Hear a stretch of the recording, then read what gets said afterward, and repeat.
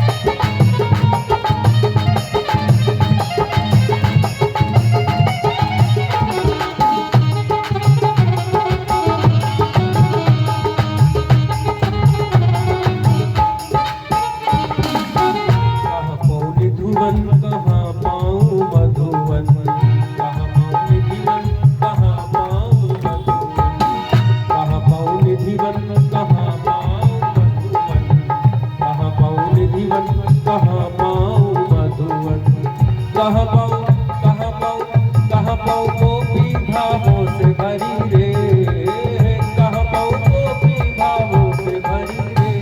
गोपाल तेरी पूजा हमसे न भई रे, गोपाल तेरी पूजा हमसे न भई रे, गोपाल तेरी पूजा हमसे न भई रे, गोपाल तेरी पूजा हमसे न भई रे। से न भई कान्हा हमसे न भई रे, हमसे न भई प्रियतम हमसे न भई रे, गोपाल तेरी पूजा हमसे न भई रे, गोपाल तेरी पूजा हमसे न भई रे।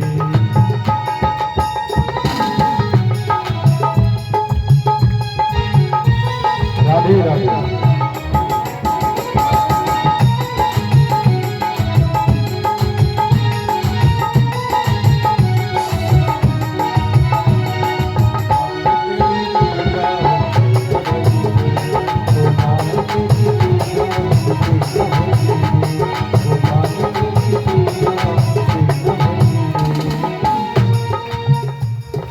गोपाल तेरी पूजा हमसे न भई रे। कि प्रियतम ममापराधस्तृतयं क्षमस्व, मेरे इन तीनों प्रकार के अपराधों को क्षमा करना। जैसे कृष्ण के अंके स्थिते विदयिते किमपि प्रलापम, राधा रानी उन्हीं के अंक में सिर रख करके और चिल्ला चिल्ला के हा मोहनेति, हे मोहन तुम कहाँ हो। देखने से लगे कि ये विरहिणी कई वर्षों से विरह में है, जन्म जन्मांतर से विरह में है, पर पता चलता है कि वो तो कृष्ण के ही गोद में सिर रखी हुई है। ठीक वैसी ही भक्ति अपने अंदर जगाना होगा, अपने अंदर की एक यात्रा चालू करनी होगी। सुदामा की यात्रा बड़ी उत्तम है। शायद सुदामा के पास दिखावटी कुछ नहीं है, पर जो है वो है। जो कहो वो रहो। यदि तुम केवल कहते हो, रहते नहीं हो सकता है संसार में लोगों को धोखा दे सकते हो, पर तुम्हारा कुछ क्षण के लिए यहाँ आना हुआ है, हर क्षण के लिए तुम यहाँ नहीं हो, और ये सत्य है। कुछ दिन, और वहां भी जो मेंटेन करना चाहते हो वो मेंटेन हो नहीं पाता। तुम जो बनना चाहते हो बन जाओ, फिर भी तुम वो नहीं बन पाओगे जो तुम्हें बनना है। वह बनने के लिए केवल और केवल प्रभु के शरण में आना पड़ेगा। परीक्षित सुदामा कुछ मांगे नहीं, सुदामा जैसा समीपस्थ व्यक्ति नहीं याचना किया, तो बिन मांगे मोती मिले, मांगे मिले न भीख, बिन मांगे मोती प्रदान किया है। मांगने से भिक्षाटन भी नहीं, ठीक से भीख भी नहीं मिलता, लोग तिरस्कृत करते हैं। इस प्रकार भगवान अद्भुत स्थिति है। एक बार क्या होता है, आप लोग एक बार प्रयास करिए कि जो लोग पीछे से आए वो लोग पीछे बैठ गए। यहाँ का बार बार आवागमन ध्यान भंग कर रहा है। ठीक, जो मूल रूप से सुनने वाले लोग हैं उनको भी समस्या होती है और हमें भी तुरंत प्रभावित करता है। आप लोग को लगता भी होगा। मत चढ़ाइए थोड़ी देर को, बाद में चढ़ा लीजिए। और इस प्रकार की एक दिव्य यात्रा भागवत जी का प्रारंभ होता है। सुदामा के ऊपर कृपा करने के नाते भगवान को भक्तवत्सल, दीनबंधु, करुणानिधि, करुणानिधान इत्यादि शब्द से संबोधित किया गया। एक दिन भगवान श्री कृष्ण बैठे थे। अब यहां से आप लोग का क्लास चालू होता है, सुनना। वसुदेव जी को भगवान सोचे कि आज पिताजी को कुछ ज्ञान दिया जाए। अब समझ लीजिए, आपको क्या 10 दिन पूजा क्या कर लिए लगता है वो हो, आप ही सबसे बड़े भक्त हैं। जो भगवान के समीप में भगवान के पिता है साक्षात, उनको भी उपदेश देना पड़ा है। तो बिना गुरु के ज्ञान नहीं होता। इसीलिए गुरु शरण में जाओ, सदगुरु को बनाओ। निगोरा नहीं मरना चाहिए, गुरु बनाना चाहिए। लोग बुढ़ौती में जब गुरु शब्द का अर्थ नहीं जान पाएंगे, कितना भी समझाया जाए, उस उम्र में गुरु तलाशते हैं। ना ना ना, एक उत्तम मार्गदर्शन में रहो, जीवन पूरा प्रारंभ करो उत्तम मार्गदर्शन में। पिताजी गृहस्थ जीवन जीते हुए कुछ विशेष कार्य करने होते हैं। उन विशेष कार्यों में कर्मनिष्ठा होनी चाहिए।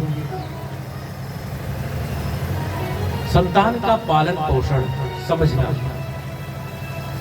यज्ञों का वर्णन करते हैं, यज्ञों के बारे में भी बताऊंगा और इससे जुड़ा हुआ गृहस्थों को क्या उपदेश दिए हैं कि गृहस्थ का मतलब क्या है। संन्यास, वानप्रस्थ, ब्रह्मचर्य जो है, ये तीनों आश्रम किससे प्रारंभ होते हैं? पहले ब्रह्मचर्य को सुनो। चारों आश्रमों के बारे में भगवान अपने पिताजी से कहते हैं, प्रथम में ब्रह्मचारी बनो, 25 वर्ष तक ब्रह्मचर्य पूर्वक विद्याध्ययन करो, उसके बाद गृहस्थ में प्रवेश करो। गृहस्थ प्रवेश तुम्हें वासनाओं से या कुछ कार्य दायित्व तुम्हारे संसार में है। 3 प्रकार के ऋण होते हैं पिताजी। कौन कौन से? ऋण तो कई प्रकार के हैं, प्रमुख 3 से मुक्त होना पड़ता है। मातृ ऋण, पितृ ऋण, गुरु ऋण, और भी है, ऋषि ऋण है, देव ऋण है। सबके बारे में बताऊंगा कि सब कैसे पूर्ण होता है। तो आप विवाह हुआ, पिता बन गए तो पितृ ऋण से मुक्त हो गए। मातृ ऋण से पुरुष कभी मुक्त नहीं हो सकता, उनका ऋण जीवन पर्यंत रहेगा। इसलिए शंकराचार्य जी को अपनी माँ का सेवा करना पड़ा है। और अंतकाल में योग की अग्नि से, सन्यासी कभी अग्नि स्पर्श नहीं कर सकते, योगाग्नि से अपनी माँ का अंत्येष्टि संस्कार किया है। पिताजी प्रथम आश्रम है ब्रह्मचर्य। ब्रह्मचर्य आश्रम में मैं सत्य बोल रहा हूं, अगर प्रयोग करते हो मात्र 3 मास ब्रह्मचर्य का पालन कर लो, प्रकृति बदल जाएगी, तुम्हारे संस्कार बदल जाएंगे, तुम्हारी ऊर्जाएं बदल जाएंगी। ऊर्ध्वगामी ऊर्जा, सप्तम लघु प्रकाशकम इष्टमुपष्टम भग चलन चरजः, जो तुम्हारी रजोगुण है, तमोगुण है, वह सप्त गुण प्रधान हो जाएंगे। तुम प्रयास करके देखो, और होता है। जब 25 वर्षों तक तुम ब्रह्मचर्य का पालन करते हो तो तुम्हें एक ब्रह्म का जो आनंद है वह रस मिल गया रहता है। फिर तुम्हें गृहस्थ में प्रवेश कराया जाता है। अब तुम माखन मिश्री खाए हुए हो, बढ़िया रसमलाई खाए हुए हो, फिर तुमको ऐसी जगह भेजा जाए जहां पर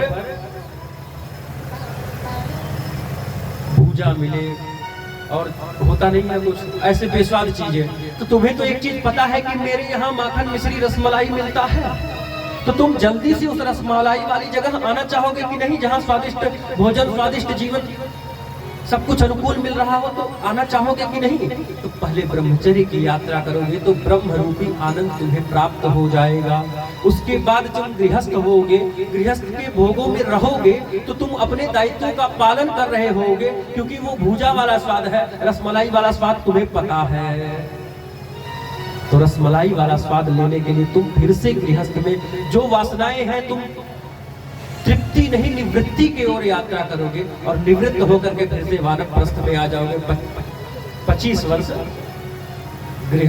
ब्रह्मचर्य, 25 वर्ष गृहस्थ। उसके बाद तुम्हें तो पता ही है ना ब्रह्म का आनंद क्या होता है। तुमने रसमलाई तो खाया है, फिर चल पड़ोगे, चलो यार यहाँ का जो काम था पूरा हो गया।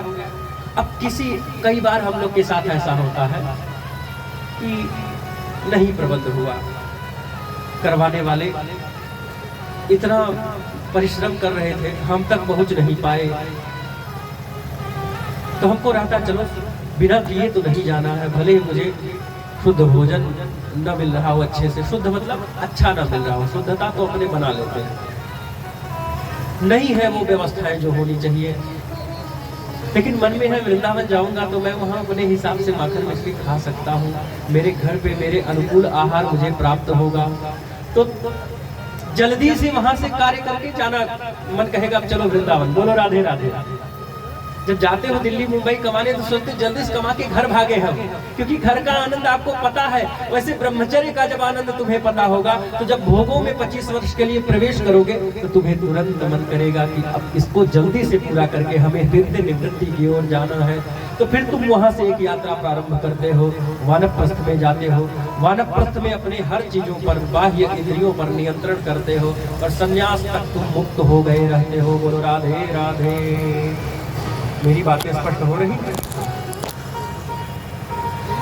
तो इस प्रकार चारों वर्णाश्रमों का वह उपदेश करते हैं और कहते हैं पिताजी, जिनके जीवन में लगता है सारे ग्रह खराब हैं, कुछ हाथ नहीं है, दैव दैव दैव आलसी पुकारा। आलसी देवताओं के ऊपर ज्यादा आश्रित रहते हैं, लेकिन देवता भी अनुकूल नहीं रहते हैं। तो हमारे यहाँ ये उपदेश भगवान ही कर रहे हैं कि पंच महायज्ञाः, अरण्यक में बृहदारण्यकोपनिषद में 5 महायज्ञ का वर्णन है।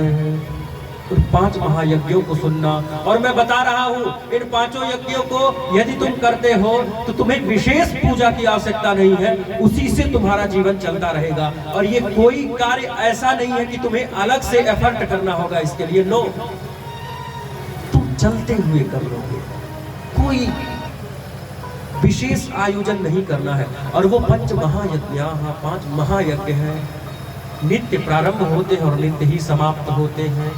वो 5 महायज्ञ पहले अपने यहाँ होता था, अब नहीं करते हैं हम, जिसका परिणाम है पहले हो सकता था कि वस्त्र बहुत सुंदर ना हो सकता था श्रृंगार बहुत सुंदर ना हो, पर अंदर से बहुत सुंदर हुआ करते थे लोग। परिणाम ये था कि हृदय की बातें होती थी। अब तो वास्तव में 10-5 लोग पसंद करने वाले लोग हुआ करते थे। अब तो फेसबुक और इंस्टा, टिंडर और ट्विटर के लाइक से ही अपने आप के जीवन को समझ लिए हैं कि बस वही लाइक। अगर आपको वास्तविक जीवन में 10 लोग लाइक कर रहे हैं, 25 लोग जो भी हैं, और जिसके मिलियन लाइक्स आ रहे हैं, उनको कोई पसंद नहीं कर रहा है, बस लाइक मिल रहे हैं उनको, उसका प्रशंसा ज्यादा हो रहा है, लेकिन वास्तव में जो जीवन जी रहा है उसकी प्रशंसा नहीं हो रही है।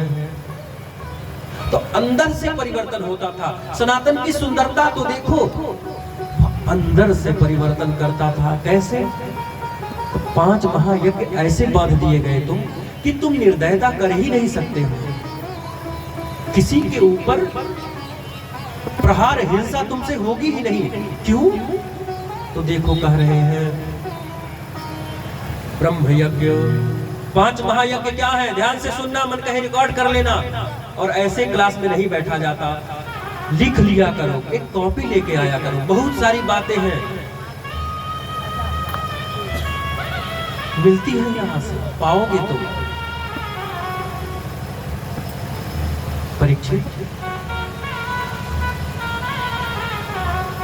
कहते हैं पहले प्रातः काल जो उठते हो, स्वाध्याय, स्वाध्याय का मतलब स्व शाखा, अपनी अपनी शाखा का अध्ययन करना।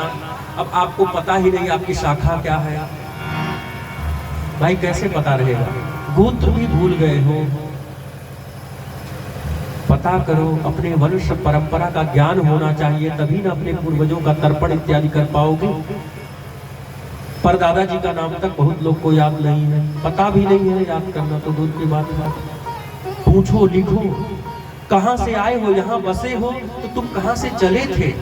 आखिर 3, 4, 5 पीढ़ी पहले लोग कहाँ रहते थे, वहां से आप आए हैं, आपको पता होना चाहिए। कभी न कभी जीवन में उस जगह जाइए जहां से आप प्रारंभ हुए हैं। तो ब्रह्म यज्ञ, ब्रह्म यज्ञ मतलब ये जो प्रातः काल उठते हो, मंत्रों को बोलते हो। अब वेद तो पढ़े नहीं हो, तो कर्पूर गौरम करुणावतारम संसार सारम भुजगेंद्रहारम सदा वसंतम हृदयारविंदे भवम भवानी सहितम नमामि। कि हे प्रभु, इस मंत्र से तुम स्तुति ही कहते हो ना, कि करते हो कि भवम भवानी सहितम नमामि। हे प्रभु, मैं भवानी सहित आपको नमन कर रहा हूँ। ये ब्रह्म यज्ञ के अंतर्गत आता है। मंत्रों को जो तुम प्रातः काल बोलते हो तो ब्रह्म यज्ञ कहा जाता है। इसलिए कुछ नहीं तो नाम संकीर्तन तो कर ही लो, तो पहला यज्ञ हो गया तुम्हारा ब्रह्म यज्ञ। और सुनिए, गृहस्थी में कह रहा हूं ना, जो भी तुम पाना चाहते हो, तुम्हारे जो मोटिवेशनल आज स्पीकर हैं, बहुत सारे मिलियन फॉलोवर और मिलियन लाइक्स उनके पास हैं, वास्तविकता जीवन में वो बहुत कम प्रभावित कर पाते हैं। प्रभाव तो तब पड़ेगा जब तुम अंदर से परिवर्तन चाहोगे।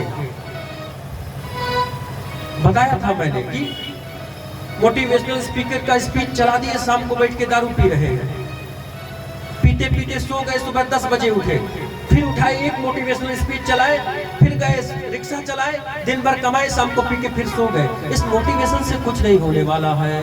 बताओ, 8 घंटे अपने आप को भूले रहते हो, 7 घंटे भूले रहते हो। ये जीवन अपने आप को चेत लेने का, पा लेने का है, तुम भुलक्कड़ बन रहे हो। कुछ नहीं बचेगा, कुछ नहीं बचेगा। और मैं भी ना राधे राधे राधे राधे हंस के मुस्कुरा के चला जाऊं तो मेरा आना व्यर्थ है।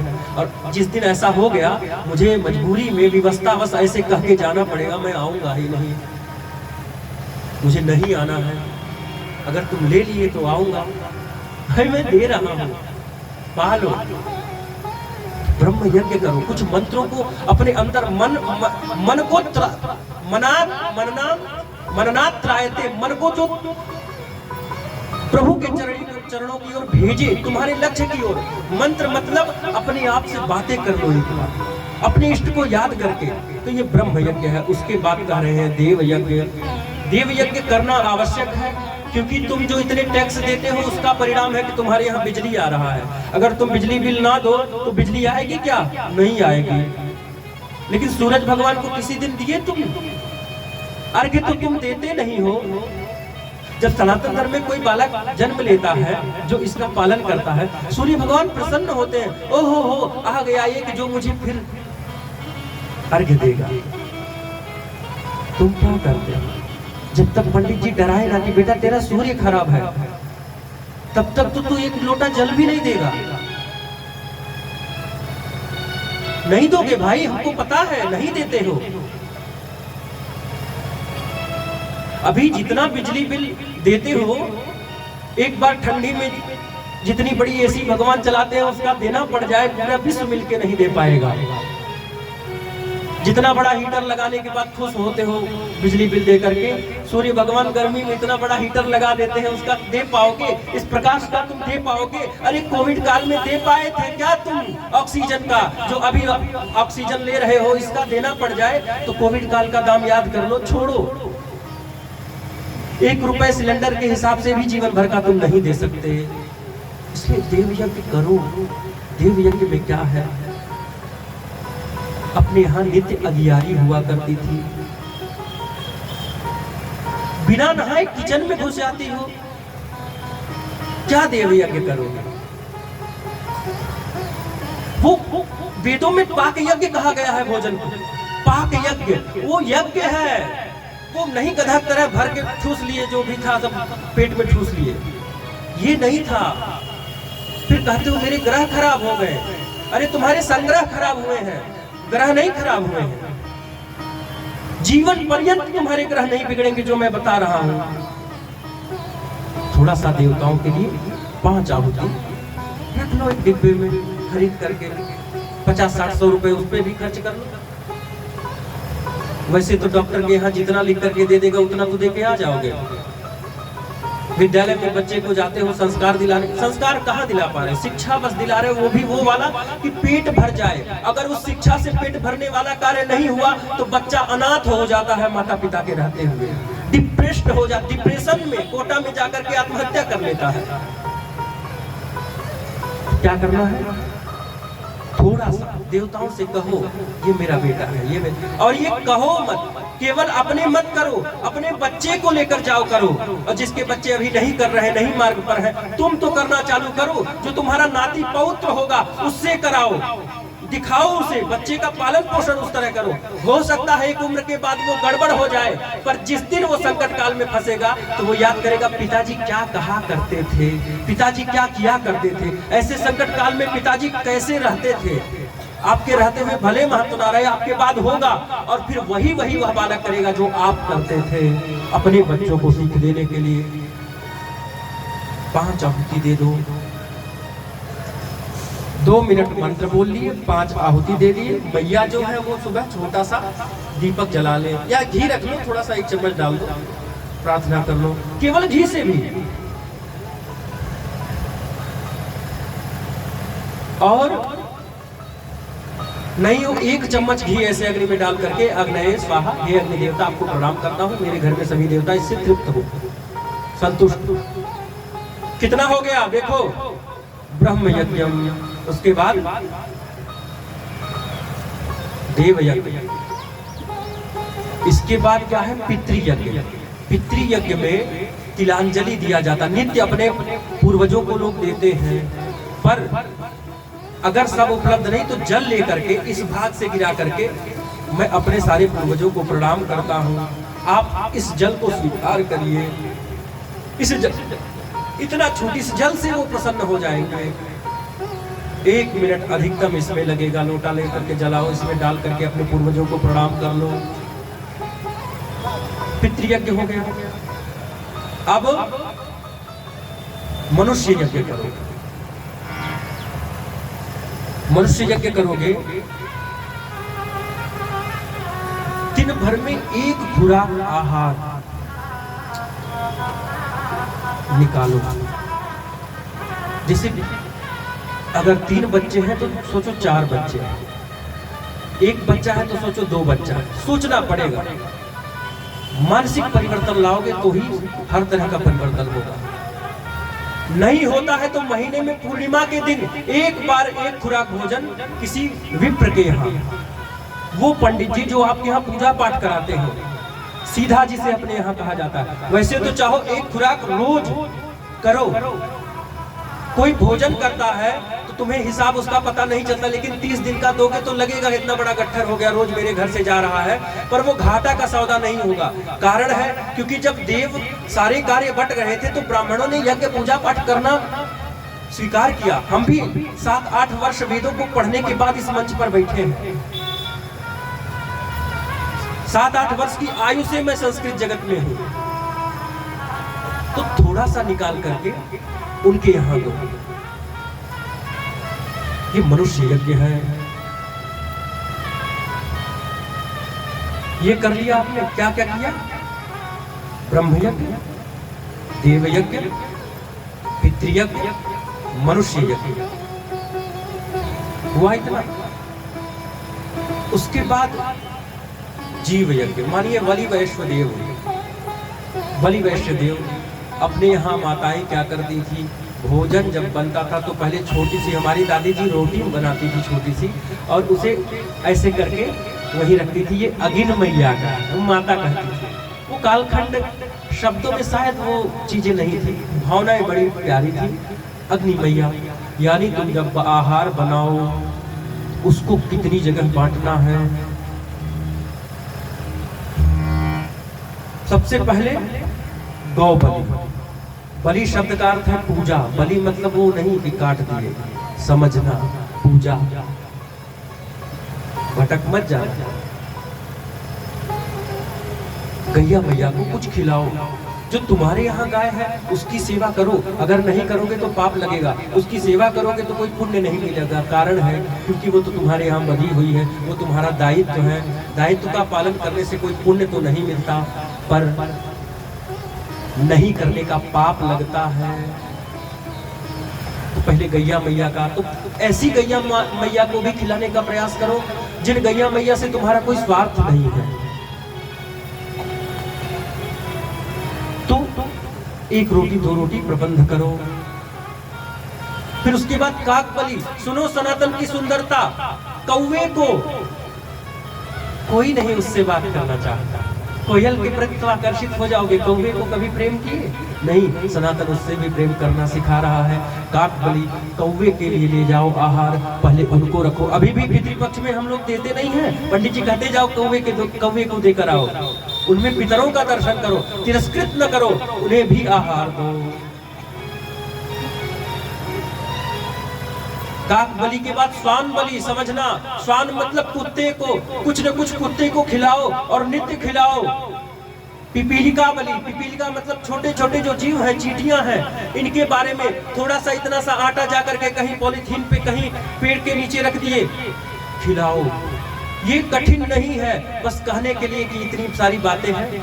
जहाँ पूजा करते हो वहीं बगल में एक डिब्बा रखो, उस डिब्बे में कुछ गुड़ रख लो, एक जगह कुछ दाना रख लो चिड़ियों के लिए। समझ लेना, आज ही जाकर के डिब्बे बना लेना, उसमें एक जगह दाना रख लो, चावल वल जो भी हो, मौसम के हिसाब से। चिड़ियों के लिए भी मौसम के हिसाब से आहार होता है। गर्मी के समय में गर्मी वाली चीजें मत देना। एक बार सोच लेना, जैसे अपने ठंडी में गर्म चीजें और गर्मी में ठंडी चीजें खाते हो, वैसे ही उनके लिए प्रबंध करना। तो जैसे पूजा किया, तुमने मंत्र बोला, एक अगियारी किया, अगियारी करने के बाद जैसे मुड़ के देखे सामने दिख गया, कुत्ते के लिए बिस्किट है, चींटी के लिए गुड़ है और चिड़िया के लिए दाना है। तीनों ऐसे एक पॉलिथीन लिए। अब ऑफिस जा रहे हो, दुकान जा रहे हो, कहीं भी जा रहे हो, तुम पूजा करते ही हो, 15 मिनट 10 मिनट नहीं करते हो तो करो, करना ही होगा, उपाय नहीं है कुछ। गुटखा भर के जय श्री राम बोलने से काम नहीं चलने वाला है। तुम मूर्ति बड़ी बड़ी बैठा लो, विधि निषेध का पालन न करो तो कुछ भी नहीं होने वाला है। तुम्हें करना होगा, छोटे छोटे परिवर्तन करने ही होंगे। परिवर्तन अपने सज लिए संवर लिए ना, ना, इससे नहीं होने वाला। ये इनका सेवा करो, लेकर के छत पे छेड़ दिए, चलो कोई नहीं। जो स्त्रियां हैं, माताएं हैं घर में, वो तो करें ही करें। एक बात बोल रहा हूं, अगर बुरा लगे तो लगा लेना, उसी लिए भी बोला जा रहा है। लिपस्टिक लगाना नहीं भूलते।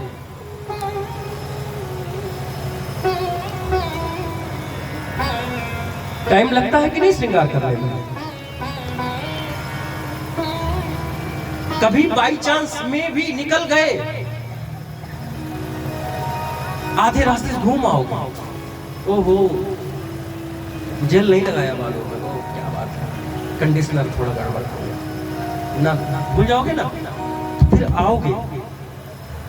तो जब भूल जाओ कि तुमने घर से दाना नहीं लिया चिड़ियों के लिए, तुमने कुत्ते के लिए कुछ नहीं निकाला, तुमने ये नहीं किया, आओ वापस, काम छोड़ के आओ, करो।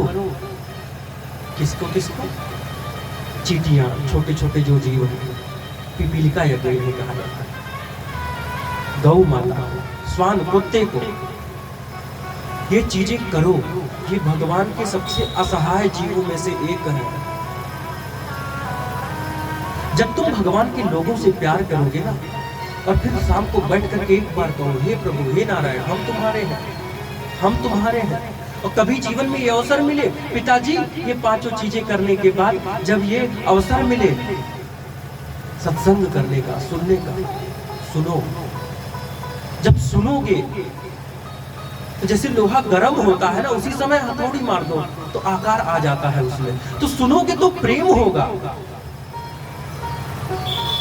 और जब प्रेम होगा ना, बार बार तुम पुकारोगे, हे प्रभु संसार में मैंने देख लिया है, इतना कोशिश किया मैंने, सबको पुत्र बंधु बांधव सजन संबंधी सबको अपना बना लेना चाहता था, कोई अपना नहीं बनाया। एक बार आओ ना, आ जाओ ना प्रियतम, एक बार वो हृदय से लगा लेगा ना, फिर भटकोगे नहीं। वहीं से आए हो, ये सत्य है। और ये केवल कहने की बात ना हो, मैं अच्छी बातें केवल करूं नहीं, कहूं नहीं, करना भी होगा। तब वो एक बार कहेगा, तुम बार बार कहो मैं तुम्हारा हूं, मुझे अपने साथ ले चलो। यहाँ वो जैसे बचपन की बात बता रहा हूँ, गुरुकुल में गए थे, तो जब गलती होती थी गुरुजी मारते थे।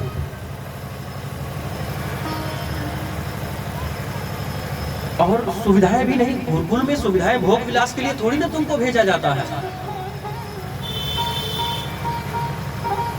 तो सुविधाएं भी नहीं रहती थी। एक बार ऐसा हुआ था, मेरे पाँव में लाल लाल कोई बड़ा बड़ा जैसे दाना नहीं होता है, तलवे में मैं चल नहीं पा रहा था, और सप्ताह में एक बार काम करना पड़ता था वहाँ। पूरे विद्यालय की सफाई, भोजन इत्यादि का प्रबंध टीम बटा हुआ था। मेरा पाँव बहुत दर्द कर रहा था, पर मैं स्वाभिमान में था, मैं किसी से कह नहीं पाता था, कुछ करना नहीं, कह नहीं पाता था। मैं कर रहा था, मैं चल नहीं पा रहा था, मैं रो रहा था। मेरे पिताजी मुझसे मिलने आए, मैं रोने लगा।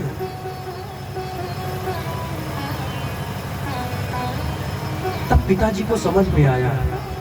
पिताजी कहे, बेटा घर चलोगे क्या? चलो घर ले चलो। हम रोते हुए कहे, पिताजी 5 दिनों से मेरा पाँव खराब है, मैं झेल ले गया, अब ठीक हो जाएगा, मैं नहीं आया। तो जब तुम ऐसे पुकारोगे ना, एक बार वो भी आएंगे और कहेंगे, आ लेके चलो तुझको एक ऐसे देश में, मिलती है जहां खुशियां परियों के देश में, लोरी तुझे सुनाओ बचपन की एक मैं, मिलती है जहां खुशियां परियों के देश में। वो आएंगे, पकड़ेंगे, कहेंगे, बेटा ये तेरा घर नहीं है, चल तुझे मैं ले चलता हूँ, चल ना। और जब वो कह देंगे ना, फिर तुम्हें नहीं भटकना होगा। यहाँ वो नहीं है जो तुम खोज रहे हो, पर यहाँ के दायित्वों का पालन करना है तुम्हें, तो इसके लिए तुम्हें करना होगा। उन जीवों की सेवा करो यार। तुम उन मछलियों को मार देते हो। मेरे घर के सामने मेरा घर बन रहा था, तो जेसीबी से खुदाया था, तालाब है थोड़ी दूर पे, वहाँ के कुछ मछलियाँ आई होंगी। मैंने बरसात में देखा कि जब बरसात समाप्त होता है तो मिट्टी नीचे चली जाती है, जल शुद्ध स्वच्छ हो जाता है। उसमें एक मछली तैर रही थी, उसके पीछे सैकड़ों बच्चे होंगे उसके। मैंने देखा ये छोटे छोटे बच्चे कहाँ जा रहे हैं, तो मैंने देखा वही झाड़ी में छिपी हुई है एक मछली। मैं सोचा कि जरूर कुछ न कुछ तो प्रेम होगा इन बच्चों का उस माँ के प्रति, और अभी मैं उसे मार करके खा लूं तो वो 100 बच्चे अनाथ हुए कि नहीं हुए? अनाथ हुए कि नहीं हुए ये बताओ। तुमने एक हत्या नहीं किया, 100 बच्चों के भावनाओं की हत्या कर दी, ममत्व का हत्या कर दिया है तुमने। उसी मेरे घर में पहले वो नहीं लगा हुआ था, जो लगता नहीं है, प्रकाश जहां से आता है उसे रोशनदान कहते हैं। तो कबूतर आके जगह बना लिया, घर बना लिया था। बच्चा हुआ, पहले तो घर में जब आ रहा था बोलता था तो दादाजी कहते थे इसे हटाओ, पर घर बना लिया था इसलिए घर वाले कहे ठीक है रह लेने दो, कुछ दिन तो रहने दो, बच्चा हो जाएगा चाहे। अब उस कबूतरी का क्या हुआ, अंडा हुआ, बच्चा हुआ, रोज आती थी। संयोग ऐसा हुआ कि बिल्ली वहीं पर बैठी थी, बिल्ली झपटी और उस बच्चे को ले गई, कबूतरी को ले गई। 2 अंडे फूटे, मैं गया झांका, क्योंकि मेरे सामने ही पकड़ के ले गई थी। तो वो बच्चे बड़ा बड़ा मुंह खोल रहे थे। जैसे मैं जाता उसे लगता मेरी माँ आई हुई है, तो मुंह खोलते थे, चोंच खोलते थे, मुझे कुछ देंगी, माँ है ये मेरी। तो जो होता नहीं इंजेक्शन लगाते, उससे मैं कुछ कोशिश तो किया, पर कहाँ, माँ की तरह कौन रक्षण पोषण कर पाएगा। बच्चे दोनों मर गए। बिल्ली ने तो एक हत्या किया ना, यहाँ हो कितना गया। अरे भाई एक्सीडेंट में मर गए, कठिन नहीं है मरना, मरना ही तो लक्ष्य है। जीवन का नाम है मरण धर्म। मरोगे, ये सत्य है, मर ही जाना है। पर भूखे प्यासे मरना बहुत कठिन चीज है। दो बच्चे तड़प तड़प के मर गए, तुम ऐसे हजारों। अरे प्रकृति, तुमने तो जीवों के प्राकृतिक संभोग को छीन लिया है, छीन लिया है।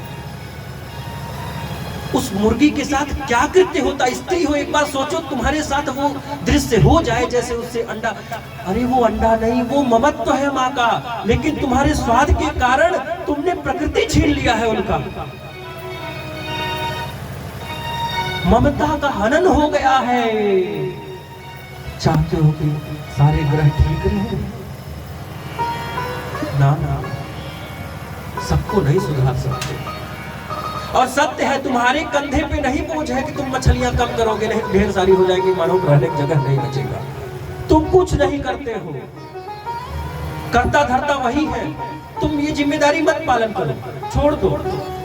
बेटे का धर्म पालन नहीं कर रहे हो, शिष्य का धर्म पालन नहीं कर रहे हो, पिता का, बहन का, भाई का धर्म तो तुमसे पालन हो नहीं रहा है। मछली कम करने चले हैं, मुर्गी कम करेंगे कि ज्यादा बढ़ जाएगी, मैं नहीं खाऊंगा तो ज्यादा बढ़ जाएंगे। राधे राधे। मारो मत, मारो मत।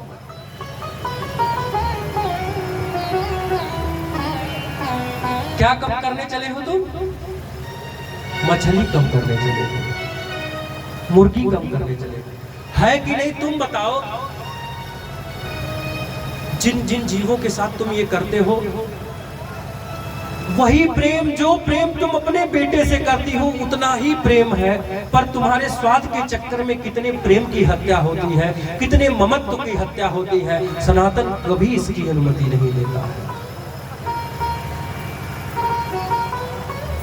तो ये 5 महायज्ञ जब तुम करोगे तो तुम्हारा हृदय, लोग कहते ना गुरुजी क्या करूं, बहुत क्रोध आता है मुझे, क्रोध पे नियंत्रण कैसे करूं? तो सुनो, क्रोध पे नियंत्रण करना हो तो तुम्हें क्या करना है?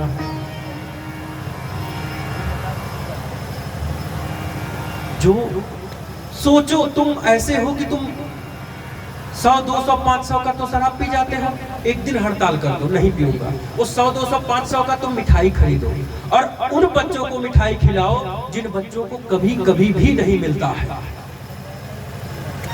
खिलाओ और प्यार से, घृणा मत करो, और उन्हें खाते हुए देखो। हम बता रहे, एक दिन भावुक होकर के आंखों में आंसू आ जाएगा, किसी के ऊपर तुम गुस्सा कर ही नहीं पाओगे।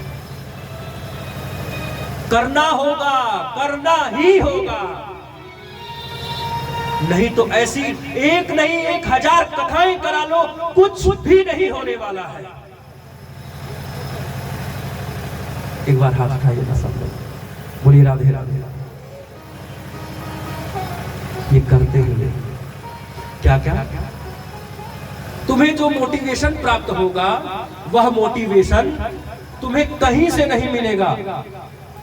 मोटिवेट होने के लिए भीड़ में नहीं जाना है कि वो बड़ा सा व्यक्ति बैठा हुआ है, बड़ी दाढ़ी वाला, या क्या वो प्रश्न करोगे तुमको, ये वो आधुनिक भाषाओं का प्रयोग करके तुमको सिखाएगा। अंतरात्मा से मोटिवेशन निकलता है, अपने आप की यात्रा करनी होगी। कुछ जीवन में संग्राम चुनो, अपने वस्त्रों को स्वयं बुनो। ये जो बातें मैं कहा हूं जरूर अंतर मन पे लगा है। तो इस कविता को मैं इसी सिचुएशन में लिखा था कि अंतर मन को झकझोर दिए, सच को मुंह पर ही बोल दिए। बिन जागे नहीं सवेरा है, दुर्बल का नहीं बसेरा है। उठ जाग अर्क सिर पर छाया, तू पलट स्वयं अपनी काया। कुछ जीवन में संग्राम चुनो, अपने वस्त्रों को स्वयं बुनो। चुन लो उन्नति का क्लिष्ट द्वार, कर दो रण में भीषण दहाड़। मंजिल भी चरण दबाएगा, पर्वत भी शीश झुकाएगा। हे लक्ष्मीपुर वासियों, बात गंभीर सुनो, जो चूक गए तो क्या होगा।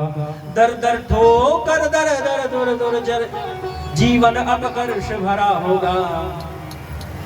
और निर्धन जीवन है अति कठोर, कोई संग ना तेरे खड़ा होगा। इसलिए मित्र तुम डट जाओ, अब दुर्व्यसनों से हट जाओ। हट जाओ यार, कुछ नहीं मिलेगा। कुछ टाइम फिक्स कर लो, अपना टाइम टेबल स्वयं बनाओ, अपने दीपक स्वयं बनो, अपने वस्त्रों को स्वयं बुनो।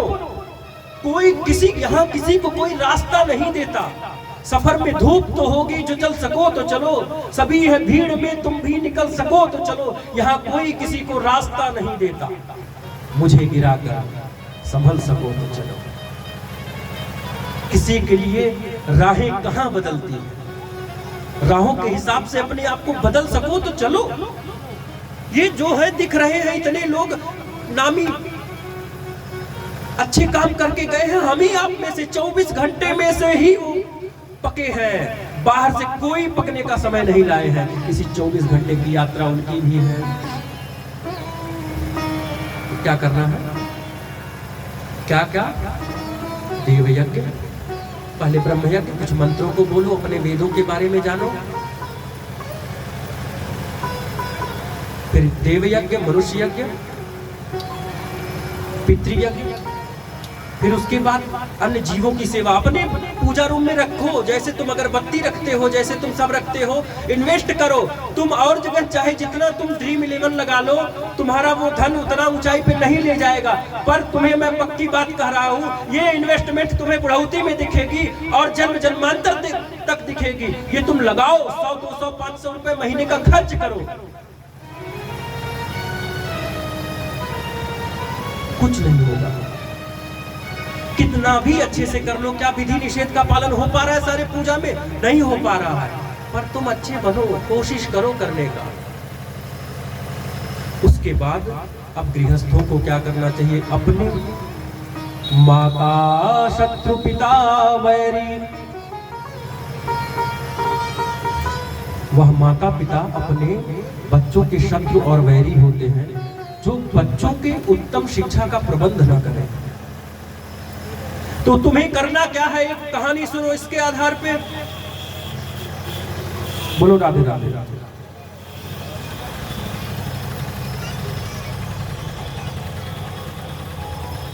बाज पक्षी कौन कौन जानता है?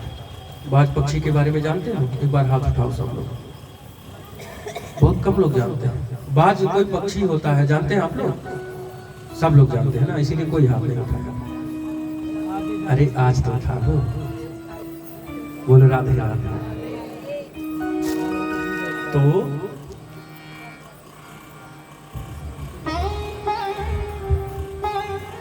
एक अंडा फूटा,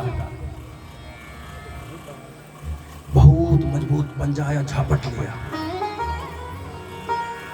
पकड़ के ले गया उस ऊंचाई पर जहां से गुरुत्वाकर्षण समाप्त होने वाला था, उतनी ऊंचाई पर ले गया। वहां से जाके छोड़ दिया। समझो कहां चूकते हो गृहस्थी में। छोड़ दिया, अब वो बच्चा गिर रहा है, अभी उसकी आंख भी नहीं खुले हैं, अभी उसको पता भी नहीं करना क्या है, बस गिर रहा है, गिरते जा रहा है। अभी उसको कुछ समझ में आता कि इस शरीर में ऊर्जा है, कुछ किया जाए। तब तक नीचे आ रहा है, नीचे आ रहा है। जब 500-700 मीटर बचता है, तब उसको लगता कुछ तो करो यार, ऐसे कैसे। तब वो हल्का हल्का पांव हिलाता है, लेकिन उसे पता चलता है कि पांव हिलाने से कुछ नहीं होने वाला। तब तक धरती एकदम समीप में आती है कि अब बस गिरेगा और मर जाएगा। फिर वही पंजा आता है, झपटता है और पुनः आकाश में ले जाता है। फिर वही से वही स्थिति में छोड़ देता है। अब गिरते गिरते उसे ये तो पता चल गया है कि पांव से कुछ नहीं होने वाला, अब कुछ और करना होगा। तो कोशिश करता है, कोशिश करते करते उसका आंख खुलता है, आंख खुलता है तो उसे लगा मैं गिर रहा हूँ अभी, फिर नीचे आ गया। अब उसे समझ में आता है कि आंख खोलने से कुछ नहीं होने वाला, बस आंख खोलने से पता चलेगा। जैसे तुम प्रवचन सुनने से कुछ नहीं होने वाला, प्रवचन से केवल पता चलेगा। तो उसे पता चल गया कि मैं गिर रहा हूँ। प्रवचन से तुम्हें पता चल रहा है कि तुम गिर रहे हो, इस कथा से तुम्हें पता चल रहा है कि तुम गिर रहे हो, लेकिन अभी इससे कुछ नहीं होने वाला।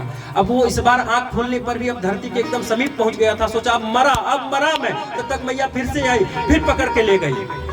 वो पंजे उसकी माँ के थे, पकड़ के ले गई, फिर छोड़ी। अब उसको पता है आंख से कुछ नहीं होगा, पाँव से कुछ नहीं होगा। कोशिश कर रहा है, पंख हल्का हल्का खोला, अभी कोई संतुलन नहीं है। लेकिन धीरे धीरे जब पूरा पंख खुला तो संतुलन बन गया, लेकिन नीचे आ गया था वो। संतुलन केवल धीरे धीरे गिर रहा है अब, लेकिन गिर रहा है। अंतिम यात्रा ये होती है कि पकड़ता है, जब धरती के नीचे पहुंचने वाली थी फिर पकड़ती है वो मैया, ऊपर ले जाती, फिर वहां से छोड़ती है। अब उसे पता है जो कुछ होना इसी पंख से होना है। अब वो पंख पर प्रयास करना चालू करता है और धीरे धीरे करके वो पंख को धीरे धीरे करके इतनी मजबूती तक ले जाता है, परिणाम बदल जाता है, वक्त बदल जाते हैं, जज्बात बदल जाते हैं। क्यों? क्योंकि उसको पता चल गया है कि मुझे करने क्या है। अब वो जो यहाँ कौवा हुआ, कुछ छोटे छोटे पंछियां हैं, उसको परेशान करते हैं, कभी जवाब नहीं देता। देखे होगे, कभी नहीं देखे हो, देख लोगे कभी न कभी, कोशिश करना जंगलों में जाके। वो जब छोटे मोटे, उनको कभी जवाब नहीं देता। और जब बारिश होती है तो छोटे छोटे जीव आशियाना तलाशते हैं, छोटे छोटे पंछी, और वो इतनी ऊंचाई पे चला जाता है जहां से बारिश वाले बादल जहां तक आते हैं ना, जहां से बारिश करते हैं, उसके ऊपर चला जाता है, कहता बरसों जितना बरसना है। इतने कठिन, इतने क्लिष्ट अभ्यास के बाद एक बात पक्षी तैयार होता है। सुनो, तो अपने बच्चों का पालन ऐसा करो, उन्हें भूखा पता चले, भूख लगने पर क्या दर्द होता है पता चले, पर भूखा मरने मत दो, लेकिन भूख पता कराओ उसको। कपड़े अच्छे नहीं होंगे तो तुम्हें कैसा कैसा समाज में झेलना पड़ेगा, एक बार उसे फील होने दो। निर्वस्त्र मत होने दो, नंगे मत टहले, लेकिन कपड़े नहीं होने पर क्या कष्ट होगा, ये तैयारी तुम कराओ। कभी भी हो सकता है। अब वहां युद्ध चल रहा है, कौन अरबपति कौन खरबपति, वो पहचान रहा है क्या जो गिर रहा है? क्या गिर रहा था भाई? बम। पहचान रहा था कि अरे भाई करोड़पति है, बगल वाले को मारो, बगल वाले को गिरो। ना छोड़ा गया, सब मरे। मरे कि नहीं? तो क्या करना है? ये यात्रा रक्षण, मजबूती अपने बच्चों को तुम्हें ही देना होगा। अरे आजकल क्या हुआ, ये जो पिछला पीढ़ी बीत रहा है, हम लोग के कालखंड में जो बच्चा 25 वर्ष 30 वर्ष तक घर में ही रह गया, हिम्मत ही नहीं हो रही उसकी बाहर जाने की। इसीलिए अपने शास्त्रों में पहले कहा गया, अल्पाहारी गृह त्यागी। गृह त्यागी नहीं हुआ तुम्हारा बच्चा तो क्या हुआ, सार्वभौमिक विकास नहीं होगा। और इस बात पक्षी बाजीगर हो जाता है, अपने लक्ष्य को एक बार साधता है और आता है, झपट के ले जाता है, कोई रोक नहीं पाता है।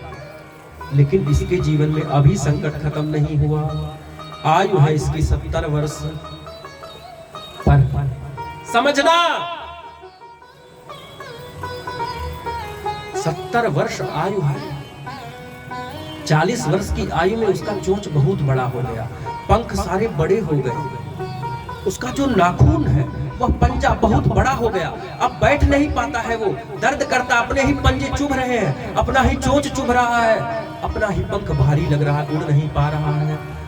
अब उसके पास दो उपाय, या तो तुम आत्महत्या कर लो, या तो अपने आप को तराश लो। बहुत सारे लोग बैठ जाते हैं, अरे यार पापा ये किए होते तो ये हो गया होता, मम्मी ये की होती ये हो गया होता, मुझे शुद्ध मार्गदर्शन नहीं मिला।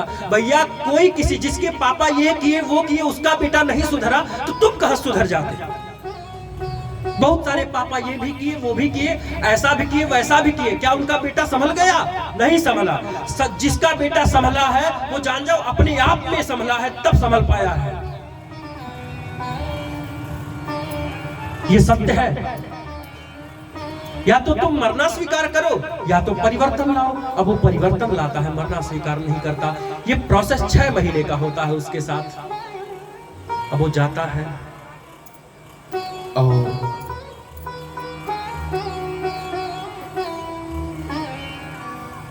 एक ऐसे पहाड़ पर जाता है, पर्वत पर, जहां पर अन्य हिंसक जीव नहीं आ पाते। पहला वो जा करके अपने चोंच को पटक पटक के तोड़ देता है, उससे खून निकलता, रक्त निकलता है, दर्द होता है, कुछ खा पी नहीं पाता है, पर वो तोड़ता है। सुनो हे मेरे अपनों, चोंच तोड़ने के उपरांत 2 महीने तक बिना खाए पिए बच रहा होता है, केवल शरीर दुबला। उसके बाद उसका अपने जब नया चोंच आ जाता है तो अपने पंखों को चोंच से निकालता है। अब बताओ, बाल नोचा जाए तो कष्ट होगा कि नहीं, लेकिन इस प्रोसेस से वो यात्रा करता है। फिर क्या होता है, जब पंख टूट जाते हैं, नए पंख आते हैं 2 महीने में। उसके बाद वह अपने पंजों को तोड़ देता है, नाखून सारे टूट जाते हैं, रक्त निकलता, अनंत वेदनाएं सहता, और 6 महीने तक ऐसी कठिन यात्रा करके एक तरुण, एक युवक बाज पक्षी तैयार होता है। उसके बाद पुनः नभ में 30 वर्षों तक राज्य करता है, कोई उसका प्रतिद्वंदी नहीं होता है। इससे क्या सीख मिलता है तुम्हें? जो भोग विलास, पेट बढ़ गया, डिप्रेशन में चले गए, हो गई है ऐसे लोगों से दोस्ती जो तुम्हें कुमार्ग पर ले गए, अब तुम बच नहीं पा रहे हो। तुम बिना चाय, बताओ यार, तुम चाय बिना नहीं रह पाते, सिर दर्द करता है।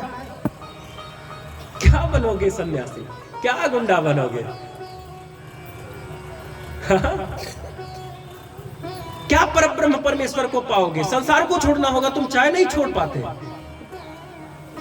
6 महीने की ऐसी यात्रा करो, सारे दुर्व्यसनों को दूर कर लो, अपने पंख तोड़ दो, उस भाग को निकाल दो जो तुम्हें बाधित करता है तुम्हारे लक्ष्य के लिए। 40 दिन में परिवर्तन आ जाएगा। मेरी बातें स्पष्ट हो रही हैं, मेरी बातें बुरी लग रही हैं? लगाओ, मैं उसी लिए बोल रहा हूं कि लगे तो। एक बार हाथ बोलो, राधे राधे। तो क्या करना है? एते पंच महायज्ञ,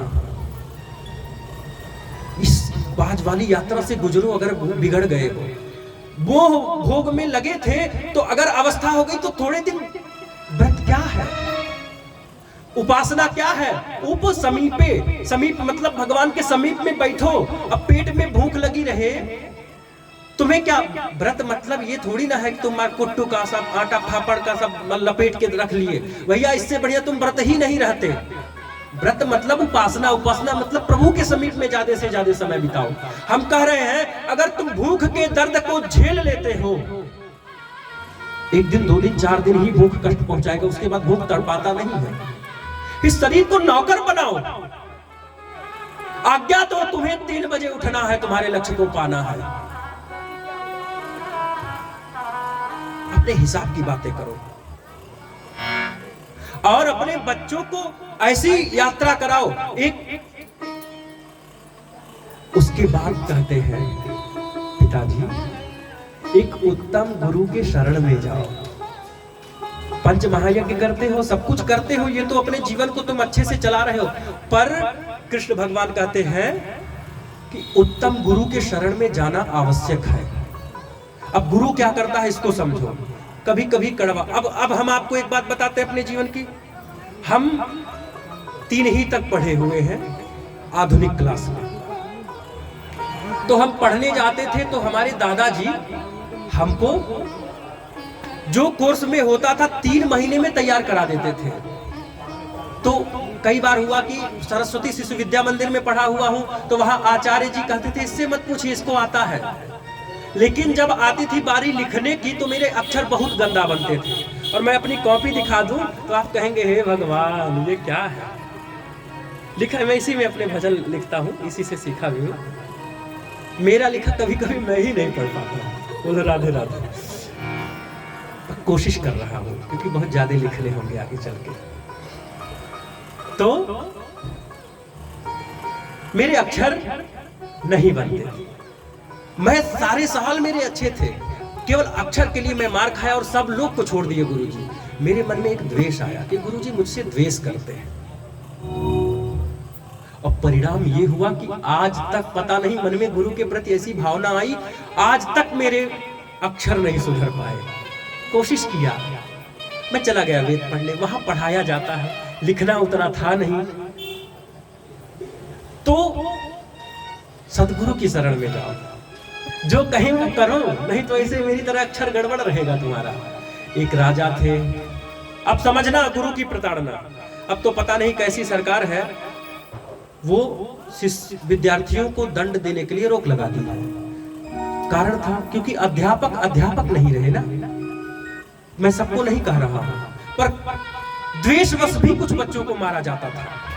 तो उस द्वेषवश न मार पावे, इसलिए जहां आवश्यक मारना था वहां भी रोक लगा दिया गया। मैंने आपको बताया था विद्यार्थी कितने प्रकार के होते हैं। एक होते हैं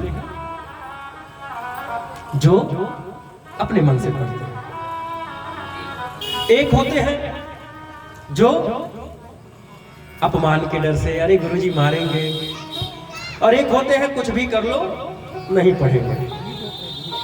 केवल मैं मार खाने की वजह से पढ़ता था, इसलिए मैं भी कुछ पढ़ पाया। तो नहीं मारते तो मैं कहां से पढ़ता। द्वेष से तो मारते नहीं थे, मेरे अंदर परिवर्तन के लक्ष्य से मारते थे। बोलो ना राधे राधे। तो एक गुरु के यहां जाओ, एक राजकुमार था, हाथ से निकल गया, पिताजी उसके बुजुर्ग हो गए। अब कहे इसको राजा बनाना है, लेकिन इसे कोई ज्ञान ही नहीं है, इसे आत्म चेतना है ही नहीं। तब उसको एक बुजुर्ग गुरु के यहां ले जाते हैं। समझना इस कहानी को, एक बुजुर्ग गुरु के यहां ले जाते हैं, कहते हैं कि इसको अभ्यास कराइए, कुछ ज्ञान दीजिए, आपके पास जो भी आता है वह एकदम चेतना संपन्न होके जाता है।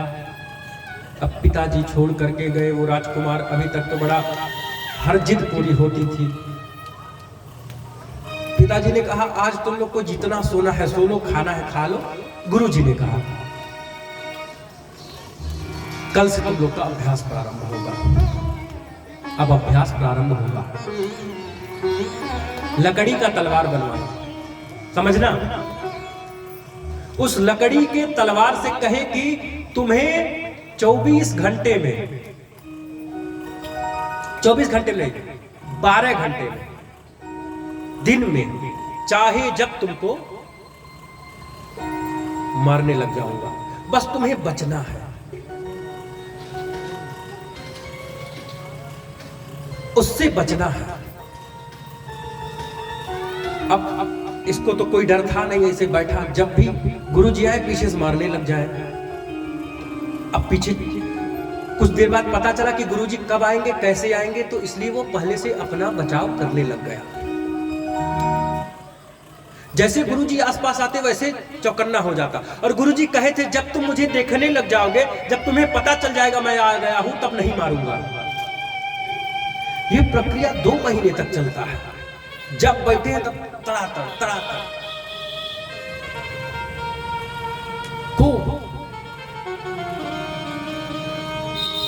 अब स्थिति ये होती है कि 2 महीना व्यतीत होने के बाद कहते हैं बेटा एक लेवल तुम लोग पार कर ले गए, क्योंकि दिन में अब गुरुजी मार नहीं पाते, हरदम चौकन्ना रहते हो सब। बेटा अब लेवल दूसरा आया तुम्हारा, अब तुमको रात में भी बचना है।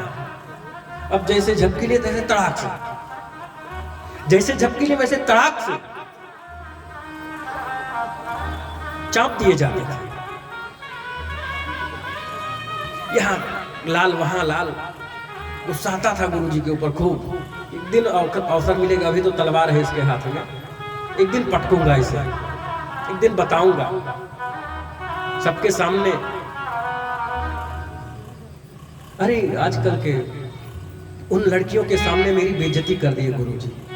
मेरा इतना रेपुटेशन है, मैं एकदम बाल खड़ा करके जाता हूं, मेरी बेइज्जती हो गई। स्कूल में कहते हैं गुरुजी बाहर मिलिए तब बताता हूं आपको, तो ऐसे उसके भी मन में चला था मिले इनको हम पटकेंगे एक दिन। और स्थिति ये हुई कि अब रात में भी चौकन्ना रहता, अब उसको उसी रात में नींद भी पूरी करनी है और अपने आप को बचाना भी है, साक्षी भाव जिसे कहते हैं। स्थिति ये हुई मार खाते खाते कि शरीर तो सो रहा है लेकिन एक चेतना जग रही है। कभी कभी होता है कि नहीं, तुम्हारे सिर के कोई तुम्हारे पास आके खड़ा होता है और तुम्हें नींद में पता चल जाता है कोई आ गया है।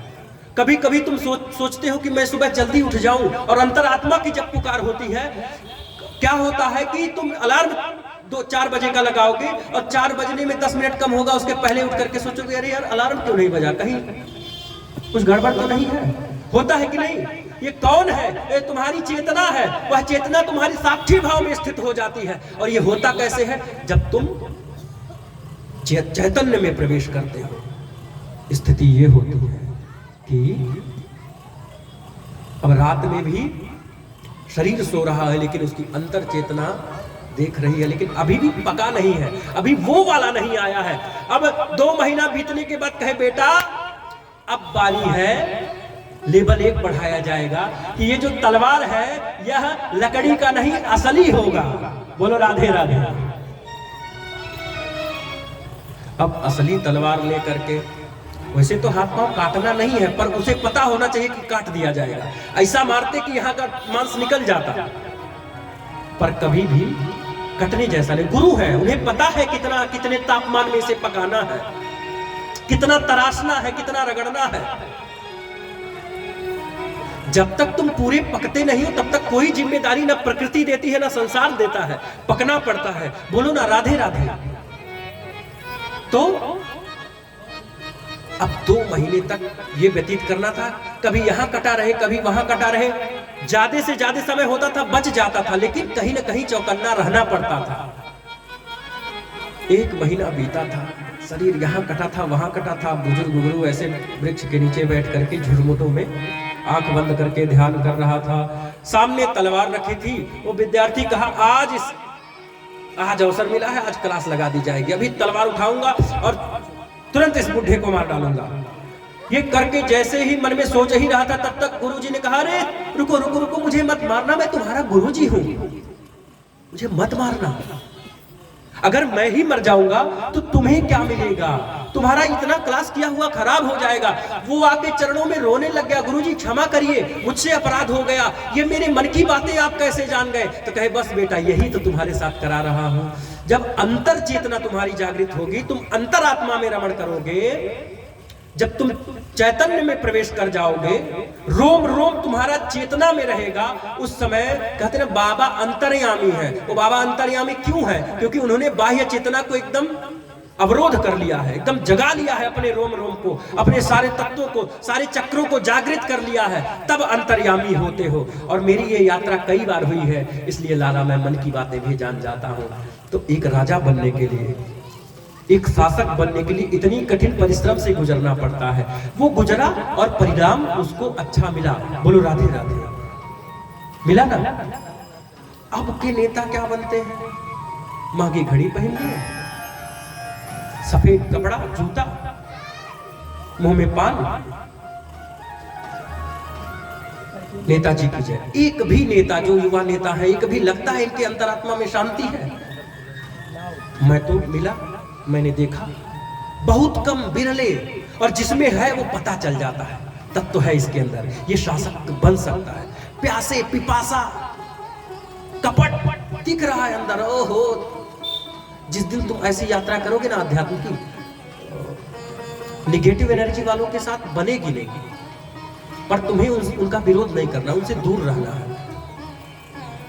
तो ये गुरु शरण में जाओगे तो तुम्हें डांटेंगे। जो गुरुजी एक मंत्र में गलती होने से मारते थे, आज याद आता है कि गुरुजी एक डंडा कोई मारने वाला नहीं, कहीं गलती हो जाए कोई कहने वाला नहीं तुमसे गलती है।